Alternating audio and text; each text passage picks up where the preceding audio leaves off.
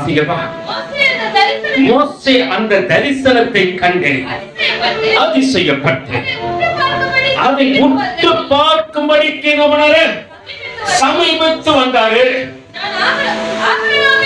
நான் ஆபிரகாமின் தேவன், ஈசாக்கின் தேவன், யாக்கோபின் தேவனுமாகிய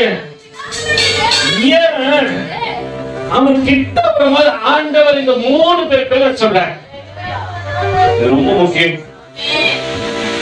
பிதாக்களுடைய தேவன் சொல்றாரு, ஓகே ரைட்டு, யார வேணாலும் சொல்லிருக்கலாம் இல்லையா? அல்லேலூயா. ஆனா ஏன் அவர் இப்படி சொல்லிட்டு நோவாவின் தேவனும் நான் ஏன் நோக்கின் தேவனும், அல்லேலூயா. ஆனா ஏன் சொல்லிட்டோம் நான் சேமுடைய தேவன், அல்லேலூயா, சேத்துடைய தேவனும் அப்படின்னு கூட சொல்லிருக்கா இல்லையா? ஆனா ஏன் ஆண்டவர் இங்க இந்த 3 பேரை பயன்படுத்துறார்? கேள்வி. தரிசனத்தை தெரிந்து கொள்ள விரும்புகின்ற பிள்ளைகளாகிய நீங்கள், கிட்டி சேர வருகின்ற பிள்ளைகளாகிய நீங்கள் தெரிந்து கொள்ள வேண்டிய முக்கியமான காரணங்கள் உண்டு. அல்லேலூயா. யாருடைய அங்க ஆண்டவர் சொல்லுகிறார் என்னன்னு, மோசே அந்த தரிசனத்தை கண்டு அதிசயப்பட்டு என்னதப்பா அந்த தரிசனத்தை உற்று பார்க்கும்படி கிட்ட வர. கிட்ட வரும்போது இப்ப கர்த்தருடைய சத்தம் துணிக்குது. அவர் என்னன்னு சொல்றாரு, ஆபிரகாமின் தேவன், ஈசாக்கின் தேவன், யாக்கோபின் தேவனுமாகிய உன் பிதாக்களுடைய தேவன். அல்லேலூயா. ஆபிரகாம் ஏனோக்கு போல தேவனோடு கூட எத்தனை வருஷம் நடக்கல? 300 வருஷம் நடக்கல. ஆனா ஆண்டவர் வெளிப்பட்டாலே யாருதான் சொல்றாரு? ஏன் பக்கத்துல கேக்குறீங்களோ? எந்த சேதனம் மட்டுமே காரணம் கிடையாது. ஒவ்வொருத்தருக்குள்ள ஒவ்வொரு குணாதிசயம் இருக்குது. சரி, ஆபிரகாமுக்குள்ள விசுவாசம், ஈசாக்கு, யாக்கோபு என்ன ரகசியம் சொல்லிட்டு பார்த்தலாம். நீங்க சொன்ன காரியம் உண்மைதான். ஆனா கொஞ்சம் அதிகமா கொஞ்சம் ஆவியானவர் பேசுவது இடம் கொடுத்து பார்ப்போம். அவர் எப்படியாப்பட்ட விசுவாசத்துல இருந்தாருன்ட்டு அது தெரிஞ்சாதான் ஏன் ஆண்டவர் இவங்க 3 பேரை சொல்றாரு, ஏன் என் பேரெல்லாம் சொல்ல மாட்டாரு? இப்ப சொல்லி இருந்தா ஆண்டவர் யார் பேரை சொல்லணும் நீங்க நினைப்பீங்க? சபைக்குள்ள இருக்கிற பிள்ளைங்கள திடீர்னு ஆண்டவர் இங்க வந்து சொல்றாரு, நான் யார் பேருமா சொல்லணும்னு சொன்னா யார் பேரை சொல்லுவீங்க?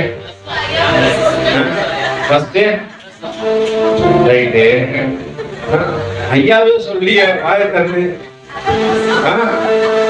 நான் ஆண்டவர் இங்க வந்து உங்களை கேட்டா நீங்க யார் பேரை சொல்லுவீங்கன்னு தான் கேட்டேன். உடனே நீங்க என்ன பண்ணக்கூடாது, ஐயா அங்க காட்சி கொடுக்குற விஷயத்த விட்டுருங்க. இன்னும் கூட இந்த யார் ஆவி பிடிச்சிருக்குது? ஏன் சொல்றதுல யார் காட்டி கொடுத்தது? ஏவா ஆவி பாருங்க, நோய் இல்ல ஒரு நோய் செஞ்சோம். அதே இப்ப ஆண்டவர் யார் பேரை நான் சொல்லணும் நீங்க சொல்லுங்க கேட்டா நீங்க உடனே என்ன சொல்லுவீங்க? ஜோசுவா. சரி, உங்ககிட்ட அப்படின்னு குணாதிசயம் அது சொல்லுங்க முதல்ல. இது ரொம்ப முக்கியம் இல்லையா?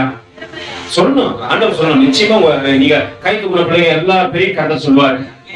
ஆனா குணாதிசயம் என்ன இருக்கு? அதை நீங்க தரிசனம் உள்ளவன் முதல்ல இதை தேடணும். உனக்குள்ள தேவன் தரிசனத்தை கொடுத்துட்டாரு. ஆண்டவரே என்கிட்ட என்ன ஸ்பெஷல் ஆண்டவரே நீங்க என்ன தேடி வந்தீங்க கேட்கணும். ஆண்டவர்கிட்ட எதிர்ப்பு கேட்டுக்கிறீங்க, ஆண்டவரே நீங்க என்ன தேடி வந்தீங்க, நான் உங்களுக்கு தெரியல, நான் மனதர வாழ்க்கை வாழ்ந்திருந்தேன், நான் எங்கேயோ ஓடிந்தேன், எங்கேயோ அலைஞ்சேன் திரிஞ்சேன், ஏதோ பண்ணி கொண்டு இருந்தேன், என்ன தேடி நீங்க வர அளவுக்கு என்னிடத்துல என்ன ஸ்பெஷல் இருக்குது ஆண்டவர் எத்தனை பேர் கேட்டுக்கிறீங்க? ஹல்லேலூயா. இது ரகசியம் எனக்கு தெரியல. அதனாலதான் என் வாழ்க்கையே திரும்ப ஓடி இருக்குது. கர்த்தர் சந்திச்சுட்டு பிற்பாடும் நான் இன்னும் வளர்ந்துற வாழ்க்கை வாழ கேட்கணும் இல்லைங்களா? இந்த இடத்துல ஏன் ஆண்டவர் நீ வந்து சும்மா வரும்போதுலாம் நான் ஆபிரகாமின் தேவன்ற, ஈசாக்கின் தேவன்ற, யாக்கோபின் தேவன்ற, ஏன் ஆண்டவரே இவங்களை மட்டும் சொல்ற? இவங்க கிட்ட இருக்கிற மாதிரி எங்க கிட்ட என்ன ஸ்பெஷல் வச்சு நீ தேவன? கல்தைய பட்டணத்துல எங்கேயோ இருந்த ஒரு சிலை வழிபாட்டுக்கு உட்பட்ட ஆபிரகாமை தேவன் தேடி போனார். ஹல்லேலூயா. அதுக்கு உன்னையே எண்ணி தேவன் தேடி வந்தார். நம்ம கிட்ட இருக்கிற ஸ்பெஷல் என்ன நீங்க தேடணும். இப்ப ஆபிரகாம் கிட்ட விசுவாசத்தையும் தகப்பன் சொல்லிட்டு பேசிட்டார் இல்லையா? எந்த அளவுக்கு அவர் விசுவாசம் பார்க்கலாமா? எடுத்து வாசிக்குமே ஒரே ஒரு வசனத்துக்கு நேரம் உங்களை நடத்த விரும்புகின்ற ஆதியாகமத்தின் புத்தகம் 22வது அதிகாரத்தில் 5வது வசனத்திலிருந்து ஒருத்தர் வாசிக்க கேட்போம். ஆதியாகமம் எல்லாம் பைபிள் திருப்பினர். ஒரு பாஸ்டமா தேங்க்யூ. ஒரே ஒரு நிமிஷம் இருங்க. எல்லாருமே பைபிளை திருப்பிட்டோம். இப்போ வாசிங்க பாஸ்டமா.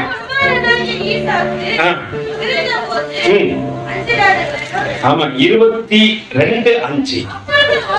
அப்பொழுது ஆபிரகாம் தன் வேலைக்காரனை நோக்கி, நீங்கள் கழுதையை நிறுத்தி இங்கே காத்திருங்கள், நானும் பிள்ளையாண்டானும் அவ்விடம் மட்டும் போய் தொழுது கொண்டு. இங்க நடக்கிற சம்பவம் யாருக்கு தான் தெரியும்? ஆபிரகாம் ஒருத்தருக்கு தான் தெரியும்.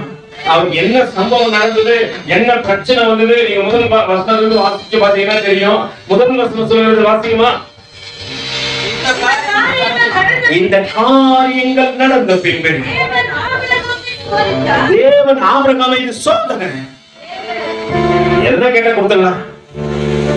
அண்ணன் எது கேட்டாலும் நம்மள கொடுத்துடலாம். பணம் கேட்கிறாரு. ஆபிரகாம் 318 வேலைக்காரங்க வச்சுக்கிறாங்க. பெரிய சீமானா இருக்கிறாரு. ஆபிரகாம் கொடுத்துருவாரு. ஆண்டவரே பணத்தை கேட்கல, பொருளை கேட்கல, நகையை கேட்கல, அப்ப என்னதான் கேட்டாரு?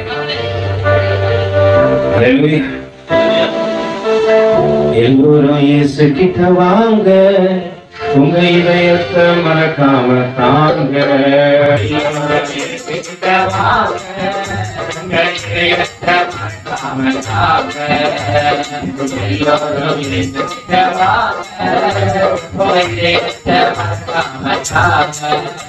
உங்க பணத்தை கேட்கல, உங்க நகையை கேட்கல, உங்க உடலை கேட்கல, உங்க உடலை கேட்கல, உங்க பணத்தை கேட்கல, உங்க நகையை கேட்கல, உங்க உடலை கேட்கல, உங்க உடலை கேட்கல.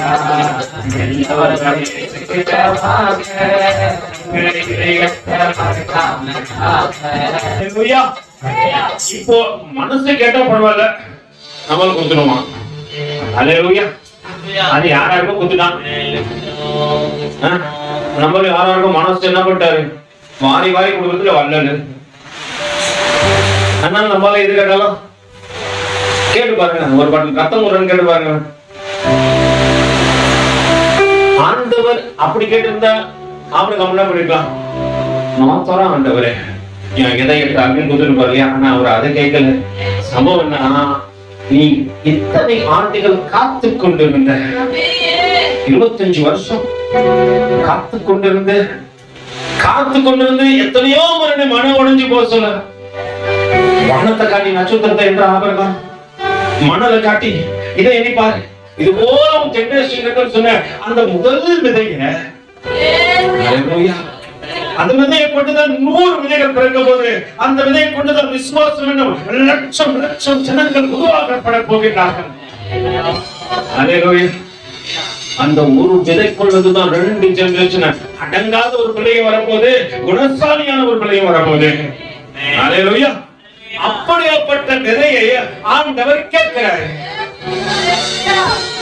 காத்திருப்பு ஒரு புறம், எத்தனை வருஷமா வளர்த்துட்டு ஆண்டவரே, அது ஒரு புறம்.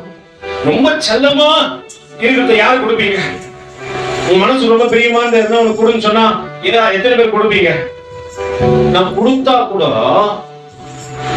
அல்லேலூயா எதுதான் கொடுப்பேன்னு சொல்லுங்க. என்கிட்ட இருக்கிற பழச நான் 10 வட்டி கட்டியா ரிகிஸ்ட் இருப்பேன். அது சட்டையா இருக்கட்டும், சுடிதாரா இருக்கட்டும், புடவையா இருக்கட்டும், நீ எங்க கொடுக்குறீங்க? உனக்கு பிரியமானதை கொடுன்னு என்ன பண்ண முடியாது. எத்தனை பேர் கொடுப்பீங்க? இதுதான் விசுவாசம். அதனாலதான் ஆபிரகாம் குறித்து ஆண்டவர் பேசினுங்கிறாரு. எங்க வந்தாலும் சொல்ல ஆபிரகாமின் தேவன், ஆபிரகாமின் தேவன். ஏன்னா பிரச்சனைகள் போராட்டங்கள் வந்து வரும்போது அவனுக்கு பெஸ்ட் எதையா இருக்கிற தி பெஸ்ட் அவனுக்கு கூட மாட்டவனுக்கு கொடுத்தான். ஆனா அவனுக்குள்ள என்ன விசுவாசம் நாங்க போறோம், என் ஆண்டவர் என்னிடத்திலிருந்து எடுக்கிறவர் அல்ல, எனக்கு கொடுக்கிறவர், தீமை செய்கிறவர் அல்ல, நன்மை செய்கிறவர் என்பதை அவன் உணர்ந்தான். உணர்ந்தபடியினாலே வேலைக்காரத்துல சொல்லுவோம், நாங்க போறோம், பிரைஸ் பண்ணுவோம், திரும்பி நாங்க வருவோம். ஹல்லேலூயா. இந்த விசுவாசம் எங்க இருந்து ஆபிரகாமுக்கு வந்தது? ஆண்டவர் செய்வார். மரண தருவாயில ஒருத்தன் படுத்துங்கிறான், அவன் மரண படுக்கையை மாற்ற முடியும் ஆண்டவர் சொல்லிட்டு நான் மாத்துவாரு. உன் பிரச்சனையை மாத்துவார்னா மாத்துவாரு, உன் போராட்டத்தை மாத்துவார்னா மாத்துவாரு. ஆனா நீ விசுவாசிக்கணும், அது அறிக்கை செய்யணும். நல்ல அறிக்கை நீ செய்ய மாட்டோம். ஒருத்தன் சாவே மாட்டோம், சுத்திரோட நீ ஆண்டவர் அவிசுவாசத்தை உன் வாழ்க்கையில விதைக்கவில்லை. நீ அவிசுவாசமா தான் இருந்த.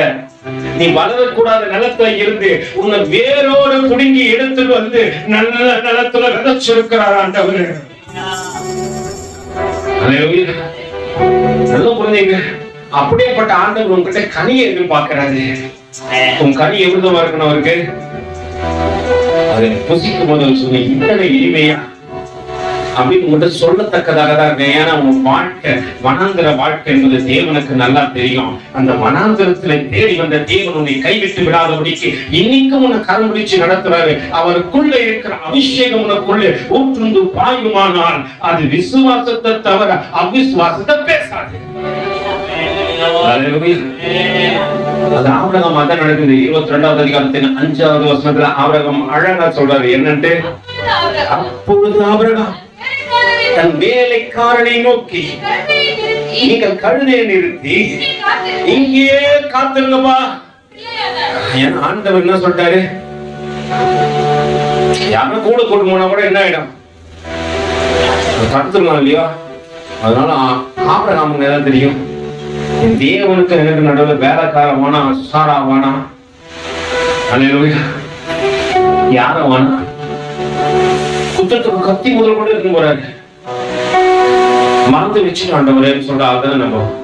எதனா உனக்கு கேட்டா சொல்லுவோம், மறந்துட்டேன். நான் அடிக்கடி இந்த வார்த்தையை சொன்னேன்னா பாஸ்டமா புடிச்சுக்கோம், நீ இதே மாதிரி சொல்ல இருக்காத, மறந்துட்டேன்னு சொல்ல மாட்டேன், எனக்கு தெரியலன்னு. ஆனா அதையும் மாற்றிக்கொள்ள வேண்டும் என்று தேவன் விரும்புகிறார். என்ன கட்ட சின்னவங்களை கொண்டு சொன்னாலும் விஷயம் பெருசு. நம்ம நிறைய நேரத்துல எதுனா ஒண்ணு தேவன் கேட்டார்னா எதை மறந்துடுவோம். இவ்வளவு அனௌன்ஸ்மெண்ட் கொடுத்தாச்சு, 4 மணிக்கு இன்னைக்கு என்ன நடக்குதுன்னு கேட்டா மறந்துட்டோம். சொன்னீங்க நீங்க வந்து லேட்டு, வருஷம் ஆயிடுச்சு. நீங்க இப்பதான் வரைய நான் சபைக்குள்ள ஆடி அசைஞ்சு ஆவணி மாசம் வர மாதிரி உள்ள வரதுக்கு வருஷம் ஆயிடுச்சு. வயசுல மூத்தவங்களும் எல்லாம் இவங்க வருஷம் ஆயிடுச்சு. சபைக்குள்ள வரணும், அதுக்குன்னு ஒரு நேரம் இருக்கணும். வேலைக்கு என்ன பண்ண மாட்டேன், போனா 10 நாள் அப்படி போய் பாரு, உங்க ஓனர் உனக்கு பஞ்சாமிரதம் கொடுக்குறாரு நான் பாக்குறேன். 10வது நாள் என்ன பண்ணுவாரு, கொடுத்துருவாரு, போயிட்டு வா காட்டு. 10 வருஷம் ஆகுது பிறகு இப்படியேதான் இருக்கு. இவனுக்கு கிருபை பாராட்டுறாரு, நீ மாறுவனை எதிர்பார்க்கிற, அதுக்காக காத்திருக்கிறார். ஒரு நாள் காத்திருப்பு இல்லாத நாட்கள் வரும் பொழுது நீ அன்னைக்கு வருவ, சபை காலியா இருக்கும். எங்க யாருமே காரணம், ஏன் சர்வீஸ் நடக்கல? நடந்துச்சு. நடுவானத்துல ஆண்டவர் வந்தாரு, சர்வீஸுக்கு முன்னாடி இவங்க எல்லாரையும் கூட்டு போயிட்டாரு. அப்படி ஒரு சம்பவம் நான் 10 நடக்கணுமா? அப்படி ஒன்று நடக்கும் பொழுது நான் இருக்கணுமா இருக்கக்கூடாதா? கேளுங்க கேளுங்க, என்ன சொன்னாங்க? போகும்போது வரும்போது 2000 வருஷமா வரேன்னு சொல்றாரு, வருவாரு. நீ நினையாத நாளிகையில வருவாரு. அப்படி சொல்றதுமா 2000 வருஷமா வராது, வருவாரு. மறுபடியும் சொன்ன தேவ வார்த்தை, வருவார் என்றார், நிச்சயம் வருவார். நேசகுமாரன் வரப்போகின்றார், நேசிக்கின்றவர் வரப்போகின்றார், உன்னை எடுத்துக்கொள்ளத்தக்கதாக வரப்போகின்றார். நீ அவரிடத்தில் உன்னை ஒப்பு கொடுக்க கூடுமானால் நிச்சயம் வருவாரு. ஆபிரகாம் விசுவாசித்தான். நான் போயிட்டு திரும்ப வருவேன், நான் கொண்டு போய் ஈசாக்கோடு கூட வருவேன். சொன்ன வார்த்தையை தேவன் நிறைவேற்றினார். நான் விசுவாசிக்கணும் வருவாரு. சிக்கரத்துல மனவாளன் வருவாரு. எக்கால சத்தங்கள் வானத்திலே துணிக்கத்தக்கதாக, கூடங்கள் கூட்டத்தின் மத்தியிலே என்னை எடுத்துக் கொள்ளத்தக்கதாக வருவார். வருவார்கள் ஆயத்தப்படணும். அவர் வருகைக்கு ஏற்ற காரியம் கூட இருக்கணும். அது சின்ன விஷயத்துல கூட பார்க்கக்கூடாது. ஆண்டவரே ஆரம்பம் ஓகே, ஆண்டவரே சின்ன பிள்ளையா இருக்கும்போது நான் தவழ்ந்த முட்டி போட்டேன், இப்ப எழுந்து ஓகே ரைட்டு. அதெல்லாம் சின்ன வயசு ஆரம்ப காலகட்டம். ஒரு 2 மாசம் 3 மாசம் 4 மாசம் 5 மாசம் 1 வருஷம் ஆயிடுச்சுன்னா நீங்க வந்து 1 வயசு குழந்தை ஆயிட்டே. நீங்க 1 வயசு குழந்தை என்ன பண்ணுது? பேசுது, எல்லாத்தையும் பேசுது. பக்கத்துல கை வச்சுக்கிறீங்க அப்படின்னா வயசு. ஆவிக்குரிய வாழ்க்கையில, மாம்சத்துக்குரிய வாழ்க்கையில வயசு பெருசா இருக்கு. ஆவிக்குரிய வாழ்க்கையில 10 வயசு கொடுத்தது, 12 வயசு கொடுத்தது, 8 வயசு கொடுத்தது, 7 வயசு 7 வயசு குழந்தை இன்னமும் வளராம இருந்தா உன்னை என்னன்னு சொல்றது? ஆவிக்குரிய வாழ்க்கையில உனக்கு என்ன இல்ல? ஸ்பெஷல் சைல்டு நீதான். யார் தவி? Special child. ஆமா உண்மைதானே. ஆவிக்குரிய வாழ்க்கையில ஸ்பெஷல் சைல்டே நீதான். ஏன்னா கடந்த நாட்கள்ல நான் சாமி வேலை விடுறதுக்கு ஸ்கூல் போயிட்டு நான் அப்படியே என்ன பண்ண, பக்கத்துல ஜிம் இருக்க, ஜிம்முக்கு போவேன். போயிட்டு முடிச்சுட்டு வெளியே வர சொல்ல நான் பைக்ல இருக்கிற ஒரு பையன் அழுதினே ஓடியாதான். குழந்தை அழுதினே ஓடியாதான்னு சொல்லிட்டு நான் வண்டியை எடுத்துட்டேன். கிட்ட வந்து கை பிடிச்சாங்க. நல்லா கேளுங்க, அவன் அழுதான். நான் ஏன்டா ஆளுன்னு கேட்கிறேன். ஒரு தாடிக்காரர் அங்க இருந்து வந்தாரு. ஏன் குழந்தை அழுகுறாங்க? அவன் ஸ்பெஷல் சைல்டு. பக்கத்துல கேட்குறீங்க, தேவனுடைய பார்வையிலும் நீங்க எப்படிதான் இருக்கீங்க? என்னமோ வயசு ஆயிடுச்சு. ஆனா என்ன சைல்டு நீங்க? நீங்க சொல்றீங்க பிரதர் நான் ஸ்பெஷல். அப்போ இந்த ஸ்பெஷல் ரொம்ப ரொம்ப கஷ்டம். இந்த ஸ்பெஷலா மட்டும் வாழ்க்கையில இருக்க கூடாது. ஆவிக்குரிய வாழ்க்கையில இந்த ஸ்பெஷலா இருக்கவே கூடாது. இதுல நான் ஸ்பெஷலான்னு கேட்டா அட பாவி பைத்தியம்னு சொல்றாங்க. அவனை இன்னும் பாட தெரியல, இன்னும் துணிக்க தெரியல, ஆராதிக்க தெரியல, இன்னமும் எதுவுமே தெரியல. உங்களுக்கு எல்லாம் தெரியுமா? ஏன் பிரதர் அப்புறம் பாடவே மாட்டீங்க? நீங்க பாடாத ஒரு 3 பேர் சொல்லுங்க, கரெக்டா சொல்லுங்க பார்க்கலாம். உங்களுக்கு கிஃப்ட் தரேன். சொல்லுங்க. பாடாத ஒரு 3 பேர். பிரதர் ஆராதனை வந்தவங்க பாடாத பிரதர், சபம் நடந்தாலும் துதிக்காது, கையை தட்டாது அப்படின்னு சொல்ற 3 பேரை கரெக்டா சொன்னீங்கன்னா உங்களுக்கு கிஃப்ட் கொடுப்பேன்.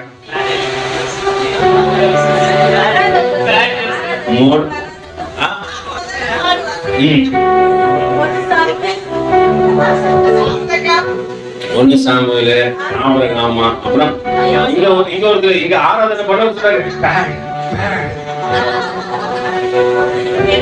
சாட்சி பாத்தீங்கன்னா இவங்கெல்லாம் ஸ்பெஷல் சைல்டு.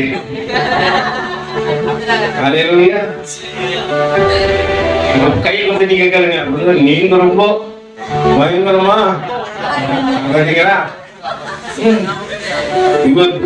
Special child. இருக்கிறதுலே ரொம்ப முன்னோடியா இருக்க. அடுத்தவங்களை நம்ம தப்புன்னு காட்டுறதுக்கு முன்னாடி that is a 3 fingers என்ன பண்ணுது? யாரை காட்டுது? என்ன காட்டுது? நீ பாடு. 3 பேர் உன்னை பாத்துக்கிறாங்க. ஒருத்தர் நீ மட்டும் தான் அங்க பாக்குற. என்ன பண்ணாரு? காட்டுங்க, தப்பு கிடையாது. அவங்கள மாத்தணும். இப்ப ஸ்பெஷல் சைல்டுனா ஆண்டவரே இவங்கெல்லாம் மாத்துங்க ஆண்டவரே.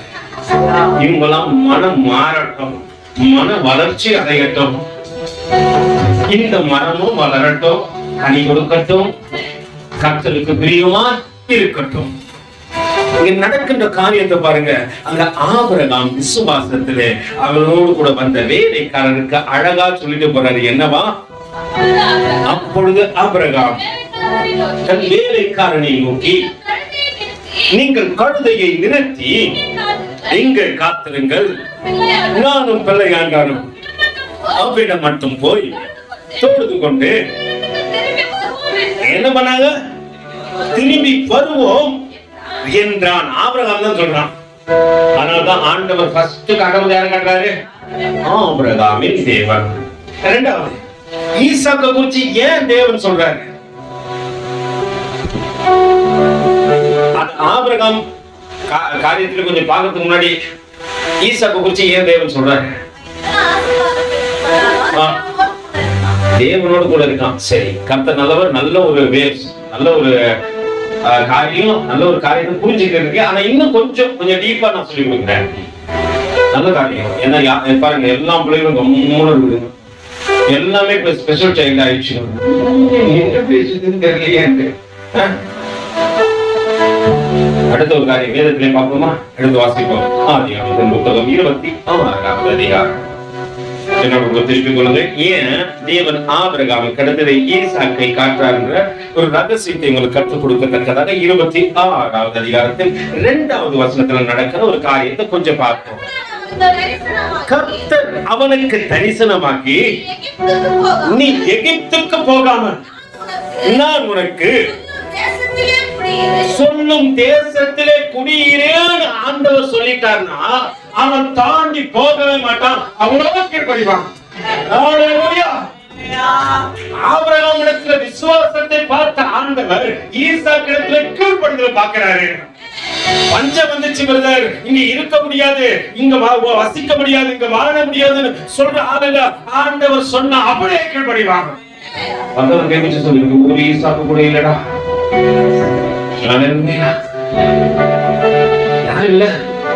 கீழ்ப்படியக்கூடிய தன்மையை தேவன் தேடுகிறார் நம்மிடத்துல.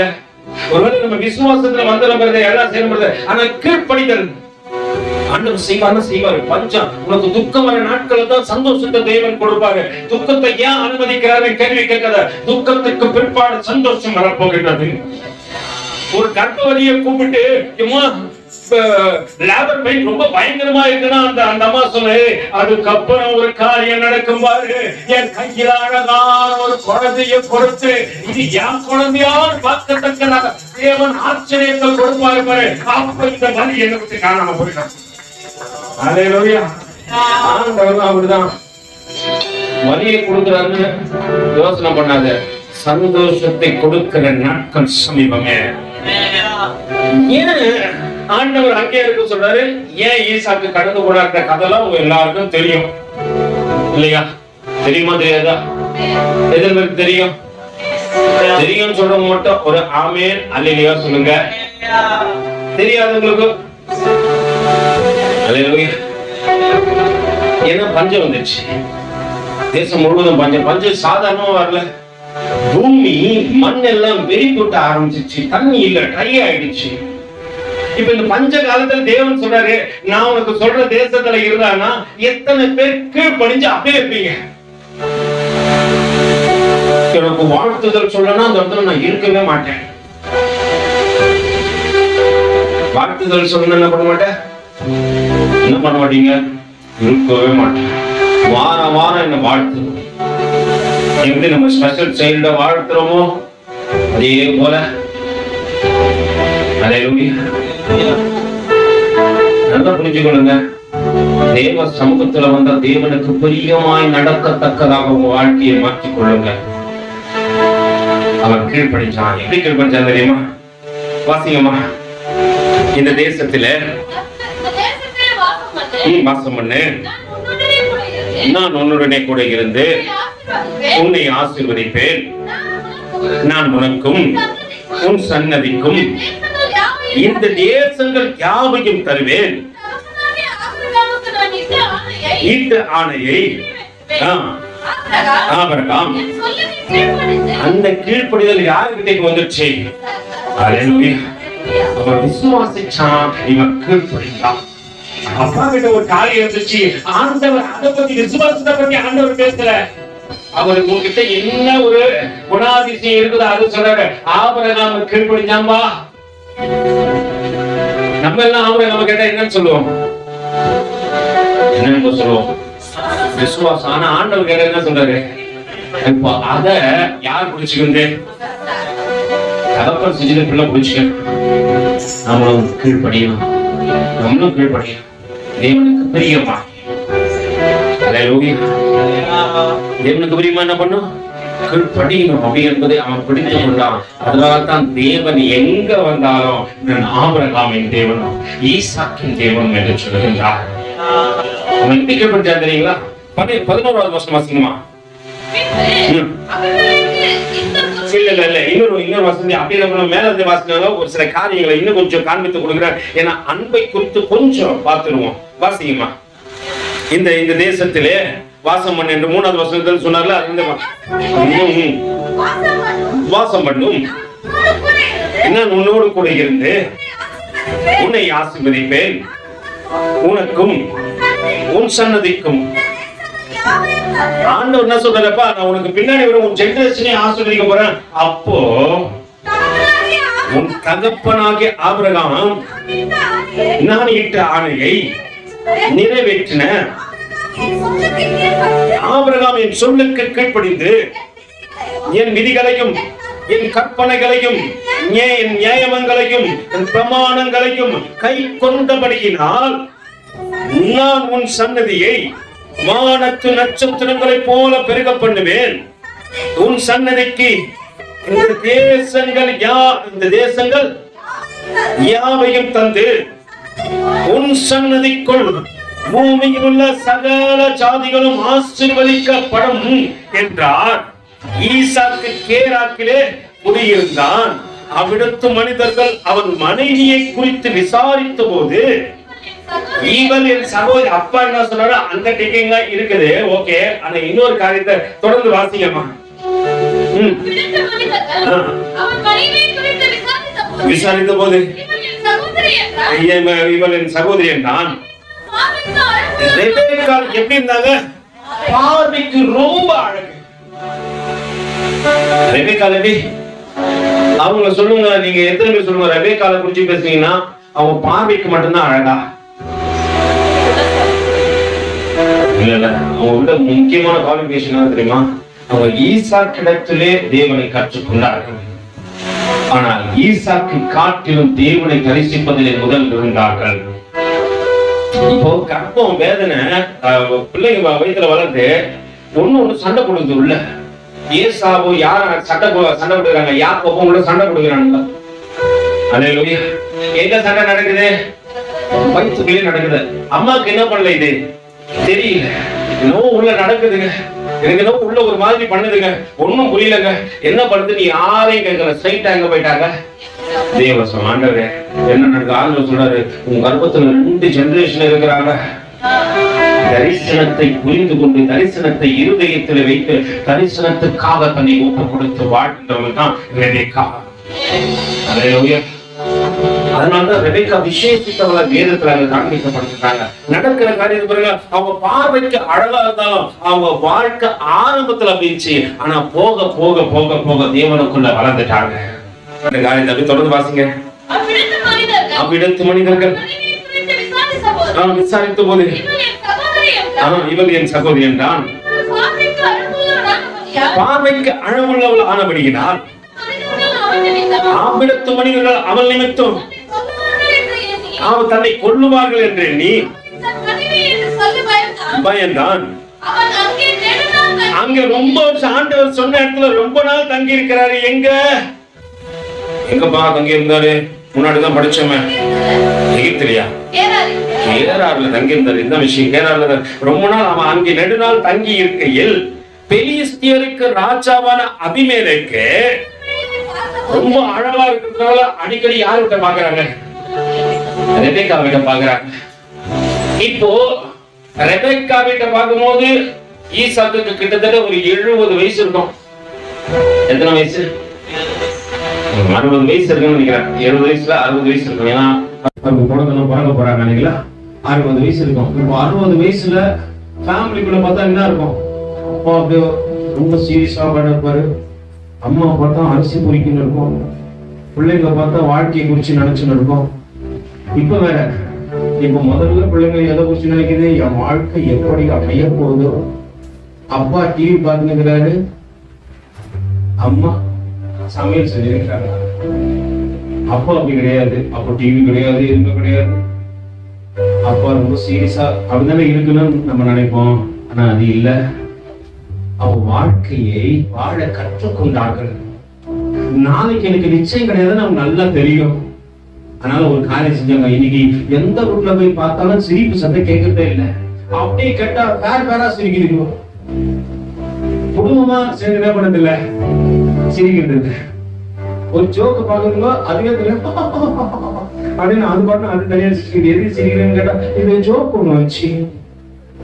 நீ குடும்பத்தோடு கூட நேரம் ஸ்பெண்ட் பண்ண கூடாதபடிக்கு இப்ப எதை பார்க்க ஆரம்பிச்சிட்ட, நீ தனியா சிரிக்கிற, அப்புறம் உலகம் உன்னை பார்த்து சிரிப்போ.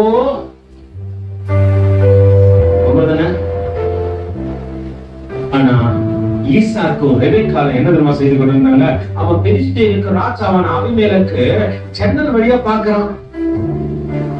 இப்ப தலைவர் வீட்டுல ரொம்ப சீரியஸா உட்கார்ந்து அவன் நினைச்சா உங்களுக்கு அவங்க நடக்கிற காரியத்தை பாருங்க, வாசிங்க.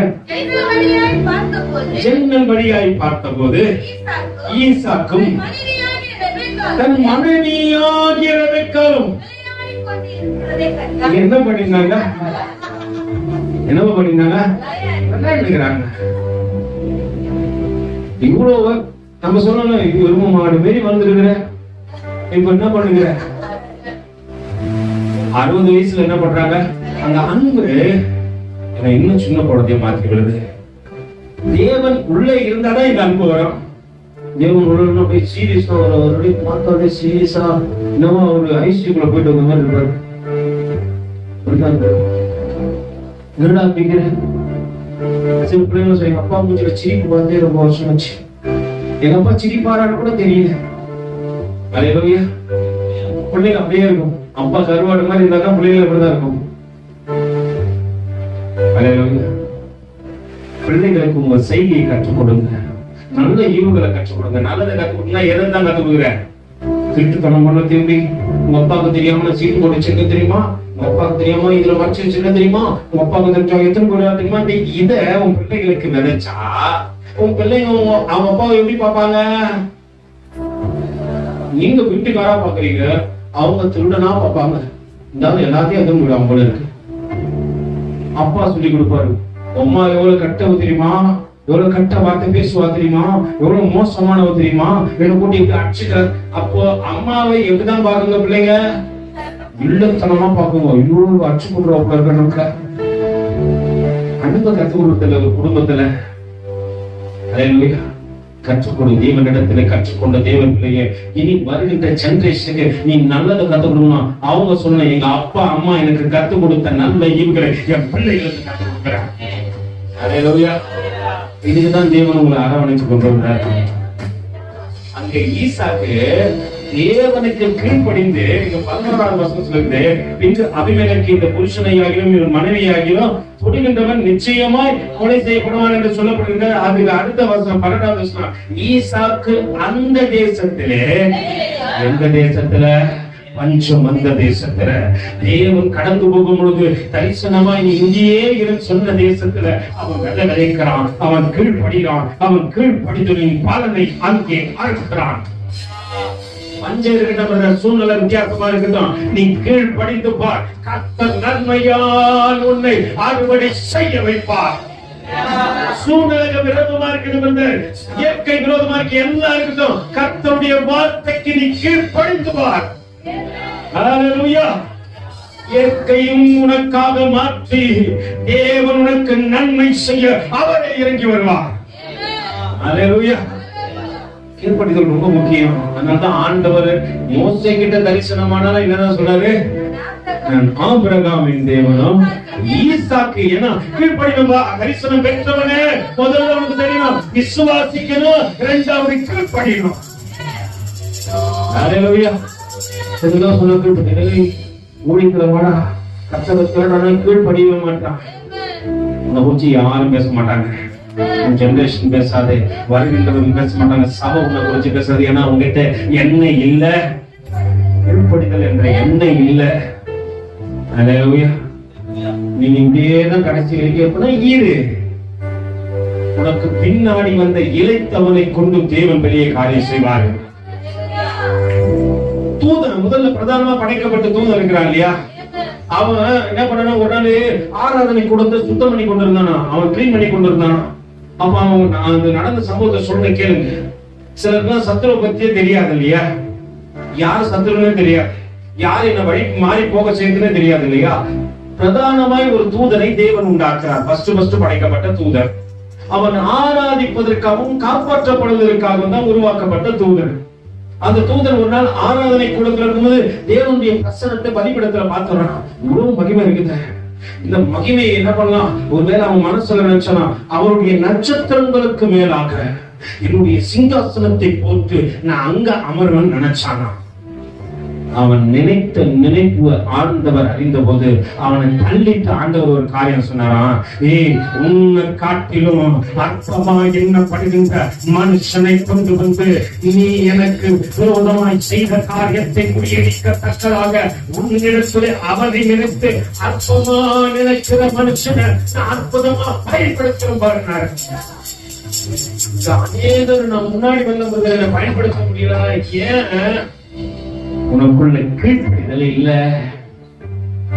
வலிகளை பார்க்கணும் கீழ்ப்படிதல் உத்தமமே.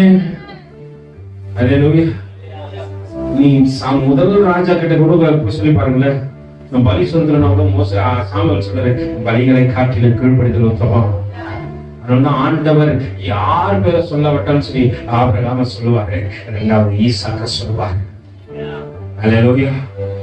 அந்த தேசத்துல நடந்த காரியம் தெரியுமா, ஈசாக்கு அந்த தேசத்துல விதை விதைத்தான். கர்த்தர் அவனை ஆசீர்வதித்ததினால் அந்த வருஷத்துல 100 மடங்கு கர்த்தர் பிளஸ் பண்ணாரு. கீழ்ப்படியும் போது பிளஸ் பண்ணுவாரு.